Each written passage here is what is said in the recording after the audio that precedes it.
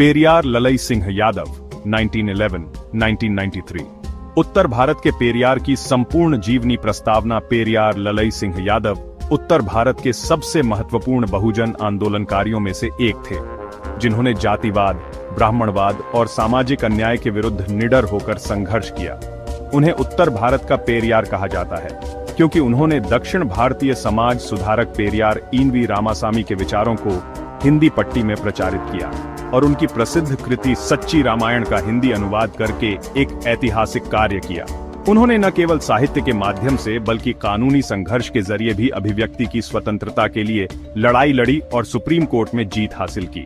उनका जीवन आत्मसम्मान, सामाजिक न्याय और मानवीय गरिमा के संघर्ष की प्रेरणादायक गाथा है।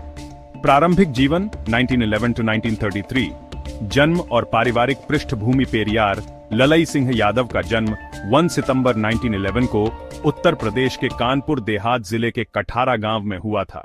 कुछ स्रोतों में जन्म तिथि 1921 भी मिलती है, लेकिन अधिकांश प्रामाणिक स्रोत 1911 की पुष्टि करते हैं। उनके बचपन का नाम लल्ला था, जो बाद में ललई कहलाए। उनके पिता चौधरी गज्जू सिंह यादव एक प्रगतिशील किसान थे, जिनके पास कृषि भूमि और आम का बाग था। वे आर्य समाज आंदोलन से जुड़े हुए थे और समाज सुधार के कार्यों में सक्रिय थे। माता श्रीमती मूला देवी एक साध्वी महिला थीं, जो उस क्षेत्र के जनप्रिय नेता चौधरी साधौ सिंह यादव की पुत्री थीं। बचपन के संस्कार और प्रेरणा ललई सिंह के परिवार में धार्मिकता तो थी, लेकिन अंधविश्वास और रूढ़ियों के लिए कोई स्थान नहीं था। उनके पिता एक जमींदार होते हुए भी सामाजिक न्याय के समर्थक थे।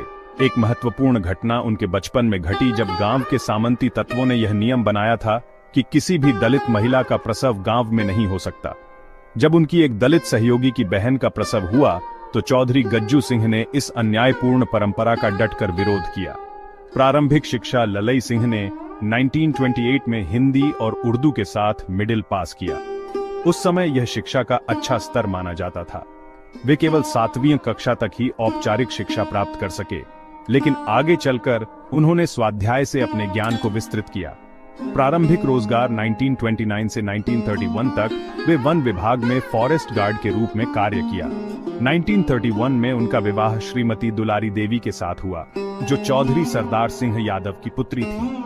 सैन्य सेवा और सामाजिक चेतना 1933 to 1950।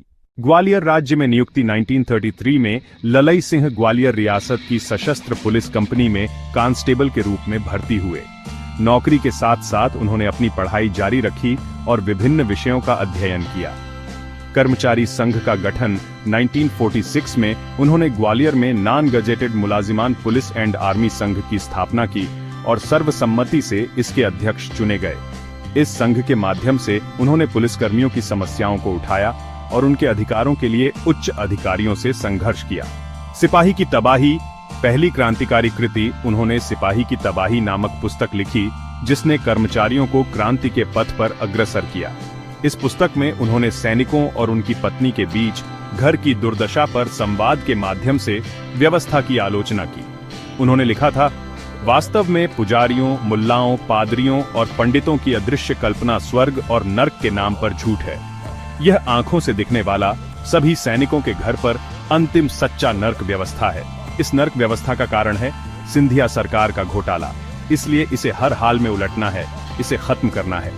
स्वतंत्रता संग्राम में भागीदारी और गिरफ्तारी ललई सिंह ने ग्वालियर राज्य की आजादी के लिए जनता और सरकारी कर्मचारियों को संगठित करके पुलिस और फौज में हड़ताल कराई। उन्होंने जवानों से कहा, बलिदान न सिंह का होते सुना, बकरे बलि बेदी पर लाए गए, विषधारी को दूध पिलाया गया, केंचुए कटिया में फंसाए गए, न काटे टेढ़े पादप गए, सीधों पर आरे चलाए गए, बलवान का बाल न बांका भया, बलहीन सदा तड़पाए गए। हमें रोटी कपड़ा मकान चाहिए। 29 मार्च 1947 को उन्हें पुलिस और आर्मी में हड़ताल कराने के आरोप में धारा 131 भारतीय दंड विधान सैनिक विद्रोह के तहत गिरफ्तार किया गया। 6 नवंबर 1947 को उन्हें 5 वर्ष का कठोर कारावास और 5 रुपये का जुर्माना दिया गया। जेल में स्वाध्याय और वैचारिक परिवर्तन जेल में रहते हुए ललई सिंह ने गहन अध्ययन किया। उन्होंने वेद, पुराण, रामायण और अन्य धार्मिक ग्रंथों का विस्तृत अध्ययन किया।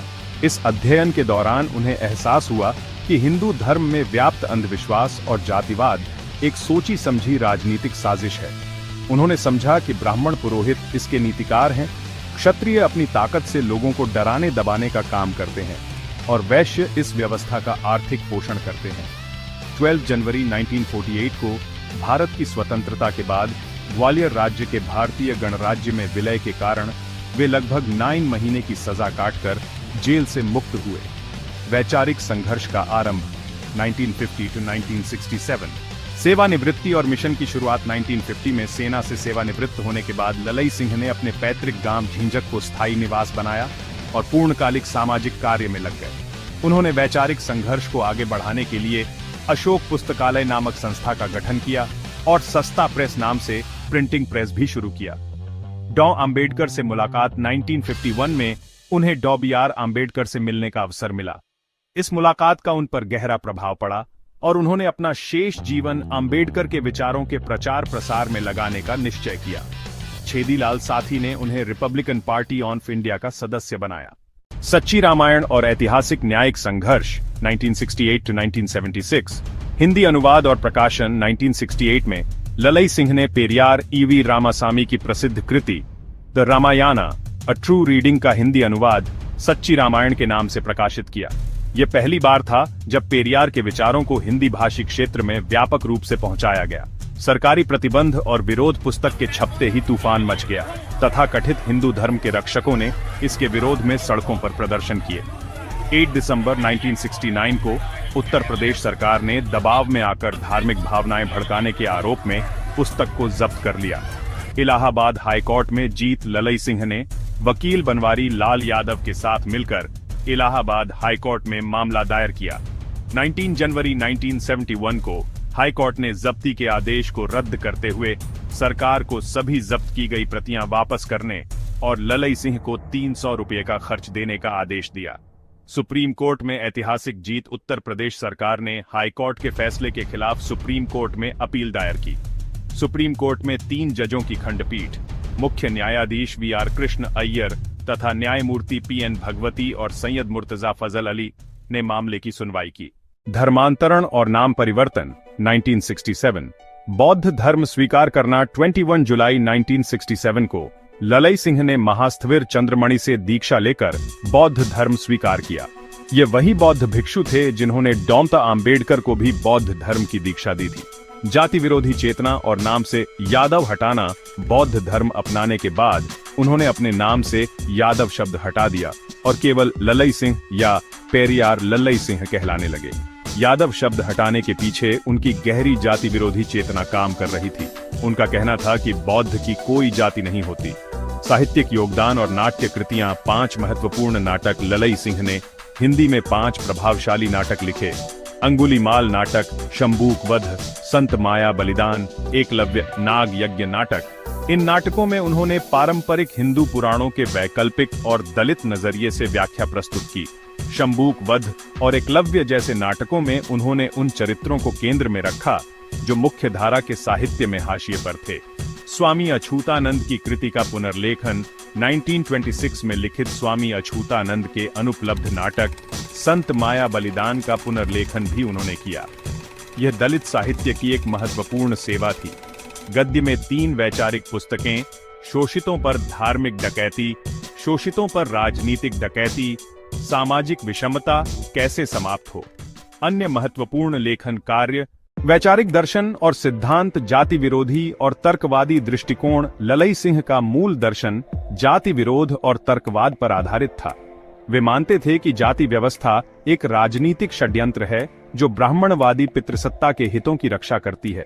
बौद्ध धर्म में विश्वास महिला शिक्षा और दलित उत्थान पर बल, आत्मसम्मान आंदोलन चुनौतियां और विरोध, सामाजिक विरोध, आर्थिक कठिनाइयां, व्यक्तिगत दुख, अर्जक संघ और त्रिवेणी संघ से जुड़ाव, बहुजन संगठनों में भागीदारी, अंतिम जीवन और निधन 1980 to 1993, निरंतर साहित्यिक कार्य, स्वास्थ्य संबंधी समस्याएं।